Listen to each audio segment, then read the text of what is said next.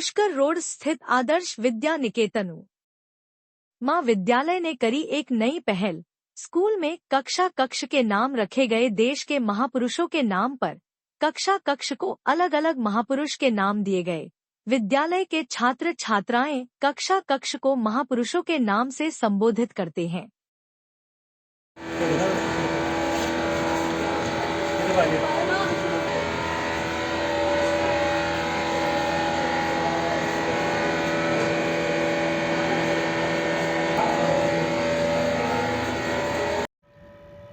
अपने विद्यालय में प्रत्येक कक्षों का जो नामकरण है वो किसी न किसी भारतीय महापुरुष वीरांगना उनके नाम पर और रखा गया है।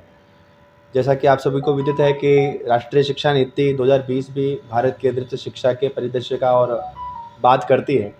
तो जो भारत के महापुरुष हैं, भारत की जो वीरांगनाएं हैं, उनके नाम से जिन कक्षों में बच्चे बैठने वाले हैं उन कक्षों का नामकरण अपने विद्यालय में किसी न किसी महापुरुष के नाम से किया गया है, ताकि उस महापुरुष के बारे में उनका नाम स्मरण बच्चों को हो सके, उनके बारे में, उनके कृत्यों के बारे में जानकारी जब बच्चे करेंगे तो उनको ये एक निकटता अनुभव होगी कि हाँ, हम विद्यालय में जिस कक्ष में बैठ करके और अध्ययन करते थे उसका नाम शंकराचार्य के नाम पर रखा गया था, उसका नाम कल्पना चावला के नाम पर रखा गया था, या एपीजे अब्दुल कलाम के नाम पर हमारे कमरे का कक्ष था।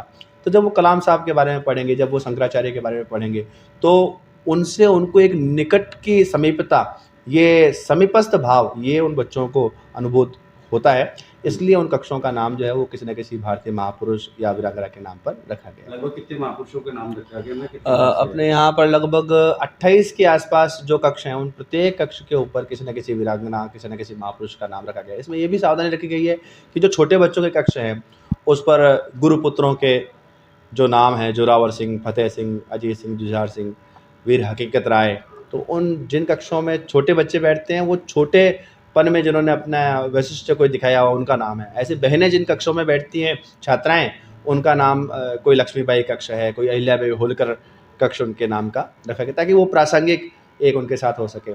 जो युवा वर्ग है, किशोर वर्ग के निकटस्थ जो आयु है, 9वीं 10वीं की आयु, वो क्रांतिकारियों के, महापुरुष के नाम पर उनके कक्षों का नाम निर्धारण किया गया है। और भी स्कूलों में ऐसी पहल करनी चाहिए?